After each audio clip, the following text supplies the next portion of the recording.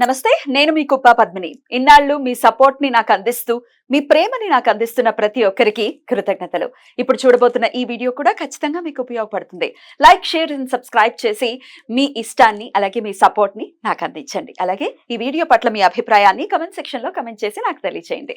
నమస్తే. Welcome to our channel. నేను పద్మిని. ప్రస్తుతంతో పాటు ప్రముఖ ఆధ్యాత్మికవేత్త, ఆస్ట్రోన్యూమరాలజిస్ట్, ఎనర్జీ వాస్తు స్పెషలిస్ట్, శ్రీ విద్య ఉపాసకురాలు శ్రీమతి జయప్రద గారు మనతో పాటు ఉన్నారు. మాట్లాడదాం. నమస్కారం అండి. నమస్తే అమ్మా, శ్రీమాత్రే నమః. బాగున్నారా జయప్రద గారు?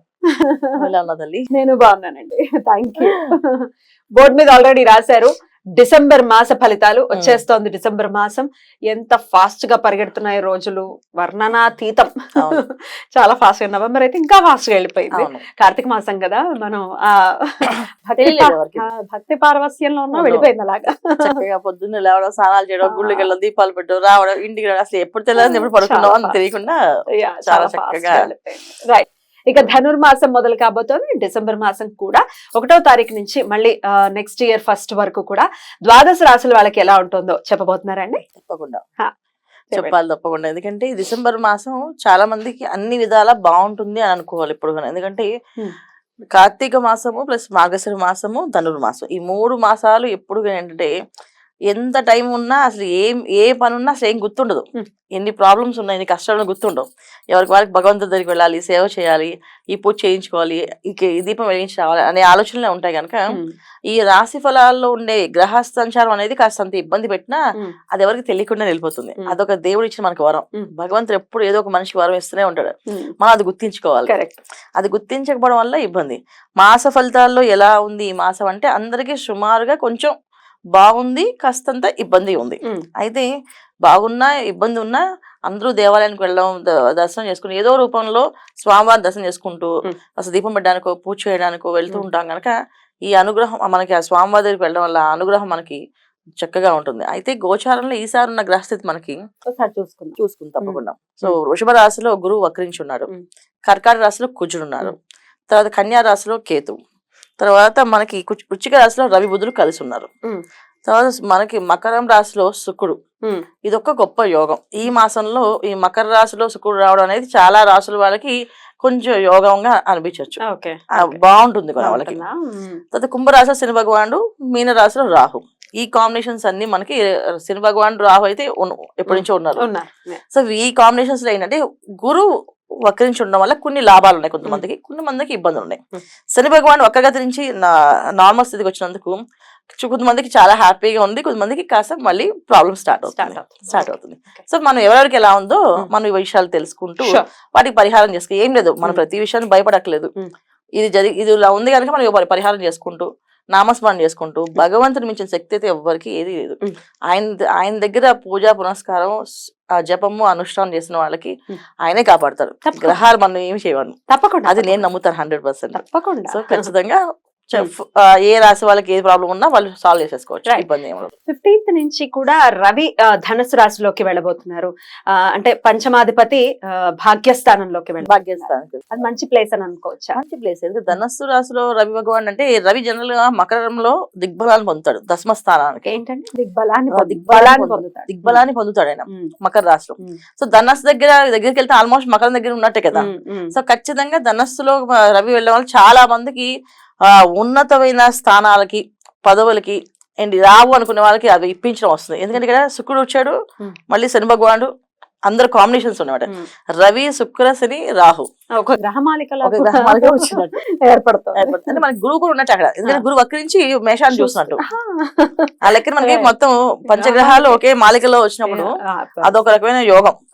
అది షష్టగ్రహాలు 6 ఉన్నాయి, 1 2 3 4 5 6 మీరు అన్నట్టుగా గురువు బ్యూటిఫుల్ అండి, చాలా మంచి.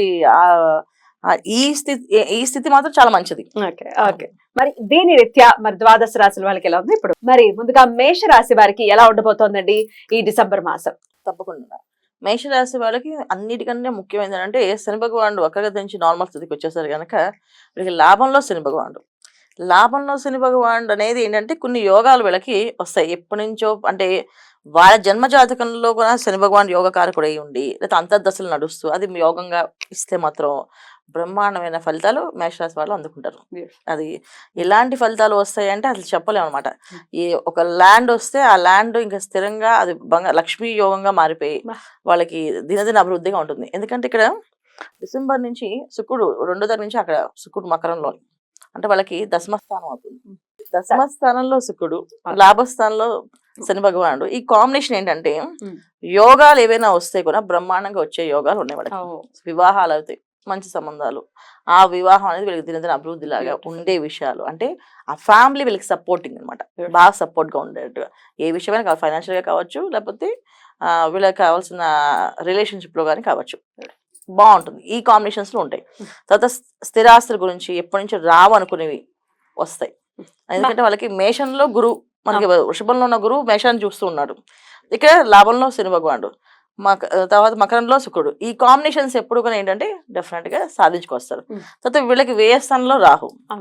సో ఏం చేస్తాడు, ఖచ్చితంగా రావాల్సిన పెండింగ్స్ ఏమన్నా అది ఇచ్చేస్తుంటాడు.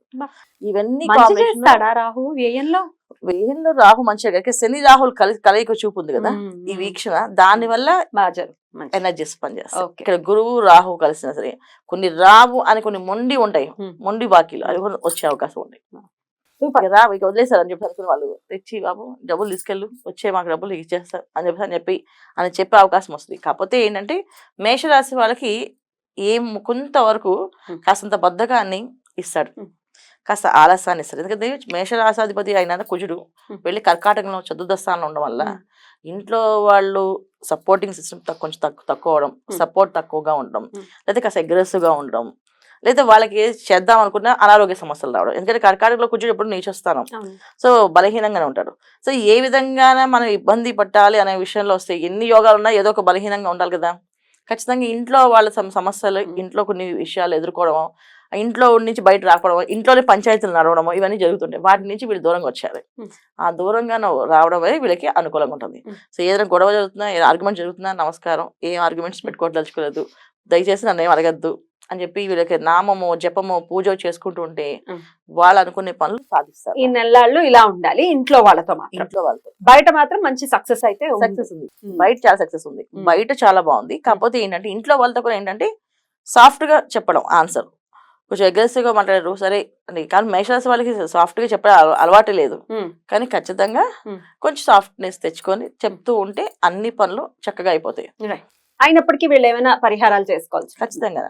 మేషరాశి వాళ్ళు ఈ మాసం అంతా ఏంటంటే కుజుడు ఎప్పుడైతే ఇక్కడ చతుర్థ స్థానంలో ఉన్నాడో, వేయంలో రాహు, కుజ రాహులు ప్లస్ కుజ శనులు ఇవన్నీ దృష్టిలో ఉన్నాయి కనుక ఒక రకమైన సర్పదోషాలు కదా అంటారు, తెలియని ఒక ఆకర్షణకి, ఒక మాయకి గురే అవకాశం ఉంది కనుక చక్కగా వీళ్ళు చేయాల్సిన పని ఏంటంటే శుభ్రంగా సుబ్రహ్మణ్య స్వామి ఆరాధన చేసుకోవడం, పొద్దున్నే లేవడం, గణపతికి ఆరాధన చేయడం. సో సుబ్రహ్మణ్య స్వామి అంటే మంగళవారం పాటు గుడికి వెళ్ళడం, ప్రదక్షిణాలు చేసుకుంటూ ఉండడం, ప్రతి నిత్యం ఇంట్లో గణపతిని ఆరాధన చేసుకోవడం, గణపతి ఆయన దండం పెట్టుకుని ఏ విఘ్నాలు ఆటంకాలు రాకుండా చూడు స్వామి నా జీవితంలో అని చెప్పి ప్రతిరోజు నమస్కారం చేయడం, గరికతో పూజ చేయడం, ఆయనకి ఉండ్రాళ్ళు, బెల్లము, అరటిపళ్ళు, బెల్లము, ఇలాగ బెల్లం నైవేద్యం కంపల్సరీ ఉండాలి. ఏవో ఒకటి దాంతోపాటు పళ్ళు కానీ కొబ్బరికాయ కానీ ఏది కుదిరితే అది నైవేద్యం పెడుతూ ఉంటే అన్ని పనులు చక్క అవుతాయి వీళ్ళకి. ఒక మంచి పీరియడ్ గా చూసుకోవచ్చు ఈ మాసం మేషరాశి. దట్స్ సో బ్యూటిఫుల్, వినడానికి చాలా సంతోషం అనిపించింది. మరి ఇలాగే మీరు చెప్పిన విధంగానే చాలా చక్కగా వెళ్ళాలి మాసం అంతా అని మనస్ఫూర్తిగా కోరుకుంటూ ఇక నెక్స్ట్ వీడియోలో వృషభ రాశి గురించి తెలుసుకుందాం. థ్యాంక్ యూ అండి. నమస్తే. శ్రీమాత్రే నమః.